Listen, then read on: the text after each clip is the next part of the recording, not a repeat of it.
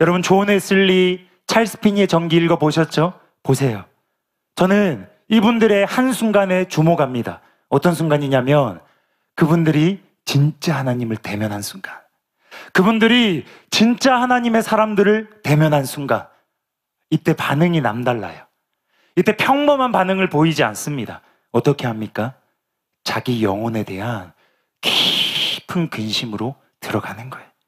가짜였구나. 진짜가 이제 내 눈앞에 서니까, 빛의 삶이 내 눈앞에 드러나니까, 비범한 그 영광의 삶을 보니까 비로소 깨닫게 되는 거예요. 아파도 되는 줄 알았는데, 문제 가득해도 되는 줄 알았는데 아닌 거예요. 진짜는 다르구나. 나는 왜 가짜로 살았던가?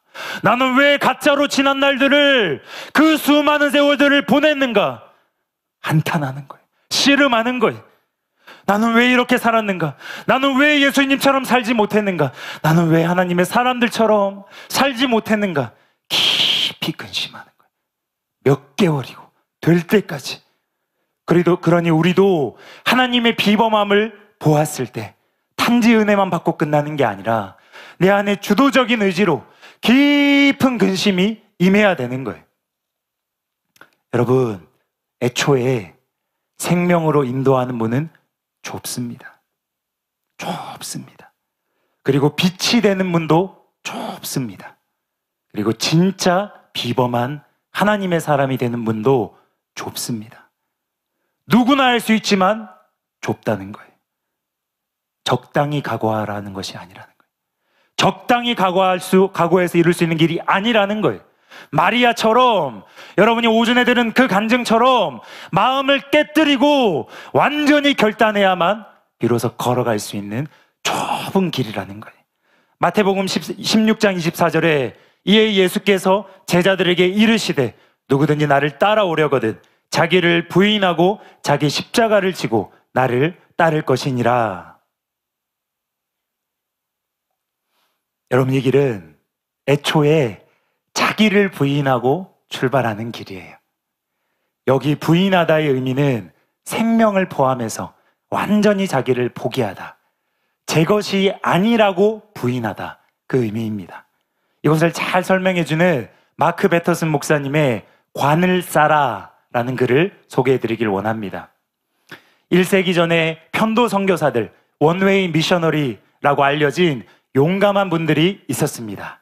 이분들은 왕복 배표가 아니라 선교지행 편도표를 구입하고 짐가방 대신에 관에다가 단촐한 개인 물품을 챙겨서 넣었습니다. 그리고 항구를 빠져나갈 때에 생애 마지막 작별 인사를 하는 거예요. 사랑하는 사람들, 알고 지내던 사람들 모두에게 작별을 고하는 거예요. 그 모두가 알고 있는 거예요. 다시는 고향으로 돌아오지 못할 것이다. 그 선교사들 중에 밀른이라는 사람이 있었습니다. 그는 남태평양 뉴 헤브리디스 제도로 갔어요. 이곳은 어떤 곳이냐면 원주민들이 앞서서 파송했던 모든 선교사들을 무참히 살해한 곳입니다. 밀른은 이 사실을 잘 알았지만 전혀 개의치 않았어요. 그리고 그것으로 향했습니다. 왜냐하면 그는 이미 죽었기 때문입니다. 자기의 관을 싸고 출발했어요. 그리고 그곳에서 35년 동안 원주민들을 사랑하고 그들과 함께 살았습니다. 그리고 그가 세상에 떠났을 때 원주민들이 그의 묘비에 이런 비문을 새겨 넣었습니다. 그가 왔을 때 빛이 없었다. 그러나 그가 떠났을 때 어둠이 없었다. 여러분, 진짜 비범한 하나님의 사람이 되고 싶습니까? 그렇다면 내 육신의 장례식을 치러야 합니다. 어제 송선주 전도사님이 간증하신 것처럼 이런 부흥의 대가는 죽음입니다. 비범한 하나님의 능력은, 그 대가는 죽음입니다. 하나님께서 비범함을 모든 신자 질그릇 가운데 부으실 수 있는데 그 대가가 죽음이라는 거예요. 관을 싸고 세상을 떠나는 마음으로 결단해야 되는 거예요. 우리가 끄는 티켓은 예수님께로만 가는 편도 티켓입니다. 세상으로 돌아오는 길은 애초에 없습니다. 향유 옷값에 목을 깨뜨리고 이제는 마지막 한 방울까지 생명 방울을 모두 쏟아붓는 것입니다. 갈라디아서 2장 20절에 내가 그리스도와 함께 십자가에 못 박혔나니 그런즉 이제는 내가 사는 것이 아니요 오직 내 안에 그리스도께서 사시는 것이라. 그래서 바울처럼 진짜들은 겉사람의 장례식을 치르는 것입니다.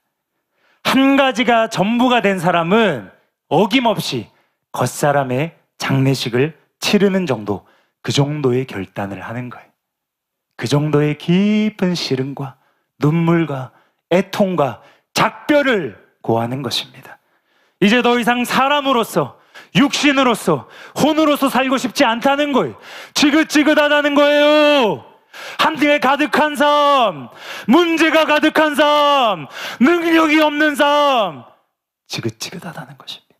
그래서 장례를 치르고 이제는 제대로 진짜가 되어서 출발을 하기를 원하는 그 한 사람을 하나님께서 고대하고 계십니다.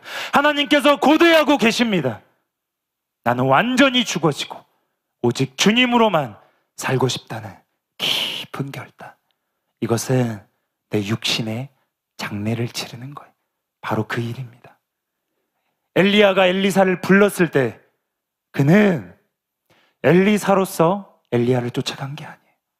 쟁기를 불태우고 소를 잡고 사람들에게 작별을 고하고 죽어진 채 엘리야의 삶에 자기의 삶을 던져버린 것입니다. 던져버린 거예요. 그러니 여러분, 하나님의 진정한 능력을 원한다면 하나님의 진정한 비범함이 부어져야 되는데 그 한 사람이 일어나야 되는데 죽어야 되는 거예요. 누군가는 주도적인 의지로 마음을 깨뜨리고 육신의 장례를 치르지 비워내어서 그 빛을 담아야 되는 거예요. 어두움을 물러낼 수 있도록 그 빛을 담을 수 있는 여러분이 되시길 예수님의 이름으로 축복합니다.